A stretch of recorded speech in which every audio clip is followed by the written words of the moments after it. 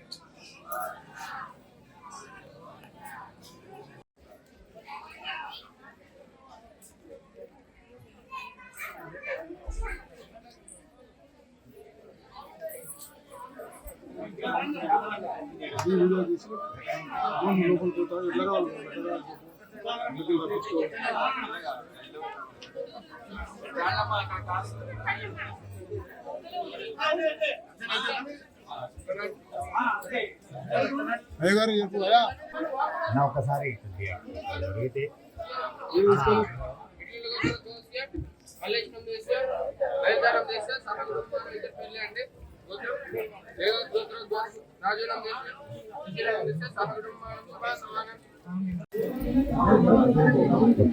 కళ్యాణాద్భుతగాత్రాయ కామితార్థప్రదాయినే శ్రీమద్వేంకటనాథాయ శ్రీనివాసాయ మంగళం. ఈరోజు వైకుంఠ ఏకాదశి పర్వదిన సందర్భంగా మన వెంకటేశ్వర స్వామి యొక్క దేవాలయంలో స్వామివారికి విశేష పూజా కార్యక్రమాలు నిర్వహించడం జరుగుతుంది. ఈరోజు ఎవరైతే ఆ యొక్క శ్రీ మహావిష్ణు యొక్క చరణములను ఆశ్రయిస్తారో వారికి ఆ స్వామి యొక్క అనుగ్రహం కలుగుతుందని చెప్పేసి ప్రశస్తి. మధుకైటవులు కూడా అదేవిధంగా స్వామివారి యొక్క చరణాలను ఆశ్రయించి వారు ఉత్తమ లోకాలు పొందారు. కాబట్టి ఇలాంటి పర్వదినమైనటువంటి ఈ రోజున ఎవరైతే స్వామిని అంటే ఉత్తరముఖంగా స్వామిని దర్శించి, స్వామి అంటే దక్షిణం తలాపు చేసి ఉత్తరంగా స్వామి యొక్క పాదాలు ఉంటాయి, అంటే ఆ పాదాలను ఇట్లా ఆశ్రయించిన వారికి ఆ స్వామి యొక్క అనుగ్రహము, ఆ స్వామితో పాటుగా శ్రీయపతి అయినటువంటి ఆ యొక్క లక్ష్మీదేవి యొక్క అనుగ్రహం కూడా కలిగి అందరికీ కూడా సుఖ సంతోషాలు కలుగుతాయి. కాబట్టి ఈ రోజు ఉత్తరమందు స్వామి వేయించేసి ఉంటాడు. అలాంటి స్వామిని దర్శించిన అందరికీ కూడా సకల శుభం కలుగుతాయని చెప్పి ప్రశస్తి. కాబట్టి భక్తులందరూ కూడా స్వామిని దర్శించవలసిందిగా కోరుచున్నారు. జై శ్రీ. నమస్కారం. ఓం నమో వెంకటేశాయ. వేం అంటే పాపం, కట్ అంటే నశింపజేయండి. అయితే ఈరోజు వైకుంఠ ఏకాదశి.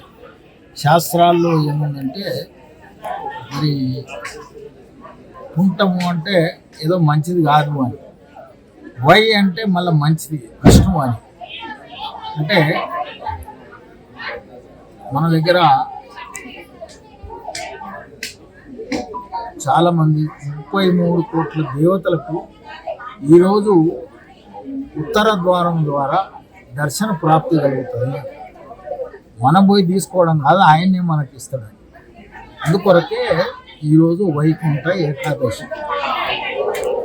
ఇది 2026 డిసెంబర్ 30 మహాద్వారాన్ని ప్రారంభించింది. అంతకంటే ముందుగా ఆ దర్వాజా 3 భాగాలుగా అతికించబడి కొంత భిన్నమైంది. అది రాజుల కాలంలో 1692. మనం ఒక కేరళ నివాసి సుబ్రహ్మణ్యం అని ఆయన ఆర్థిక సాయంతో, అదేవిధంగా మాజీ ఎమ్మెల్సీ కీర్తిశేషులు రామదేవ్ రెడ్డి గారి ద్వారా ఆ ద్వారం ప్రారంభించడం, అది వైకుంఠ ఏకాదశి. మళ్ళీ సేమ్ డిసెంబర్ 30న 19 సంవత్సరాల తర్వాత 20 సంవత్సరంలో పడ్డప్పుడు వచ్చింది. అయితే మనం వైకుంఠ ఏకాదశి చేసిన, లేక కృష్ణాష్టమి, శ్రీరామనవమి, సీతానవమి, ఎన్ని చేసినా ఇవన్నీ కూడా ఆధ్యాత్మిక పరిణతి పొందడానికే తప్ప మనకేదో లాభం ఆశించి దాని కొరకు కాదు. మనిషి ఈనాడు ఏమైందంటే నిత్య జీవితంలో ఎంత సంపాదించినా ఇంకా కావాలనే ఆకాంక్ష పెరిగింది. అంటే త్యాగనిరతి తగ్గి స్వార్థ బుద్ధి పెరిగింది. అందుకొరకు ఈనాడు భక్తులు కూడా ఎక్కువైంది. భక్తి పెరిగింది కానీ దాంట్లో కొంత స్వార్థ చింతన తగ్గాలి. మరి ఈ దేవాలయాన్ని ఇంత భారీ ఎత్తున అంటే అనేక మంది వేల మంది పెరుమాళ్లను దర్శించడానికి అవకాశం కలిగిందంటే ఇది కేవలం అన్ని పార్టీల నాయకులు, అన్ని కులాలు, అన్ని మతాలు అంటే అందరి చొరవ ఇందులో ఉన్నది. బహుశా ఇటువంటి వ్యవస్థ వేరే దగ్గర ఉండకపోవచ్చు. అంటే ఇక్కడ ఎందుకంటే పేరు కానీ ఒక బ్యానర్ కానీ ఎవరిది ఉండదు. నీవు ఏది పెట్టినా అది దైవ అర్పితమే. అంటే wealth has got 4 kind of share holders. ధనము అనేది నలుగురు పాలలు ఉంటారు భాగస్వామి. మొదటి వాడు దానము లేదా ధర్మం. మనం సంపాదించిన దాంట్లోకెళ్ళి దానం లేదా ధర్మం చేస్తేనే అగ్గిపాలు కాదు. అగ్గిపాలు కాకపోతే దొంగల పాలు అవుతాయి. దొంగల పాలు కాకుంటే సర్కారుల పాలు అవుతాయి. అందుకు సంపాదించిన దాంట్లో తప్పకుండా దాన ధర్మం చేయాలి. ఈ దేవాలయ పరిణతి చెందడానికి అందరూ కూడా దేవునికి వాళ్ళు సంపాదించిన దాంట్లో నుంచి అర్పణ దేవునికి ఇచ్చుకున్నారు. అది శ్రేష్టమైనటువంటి కార్యక్రమం. దానము అంటే ఆయన వస్తువును ఆయనకే ఇచ్చినాం కానీ మనది కాదు.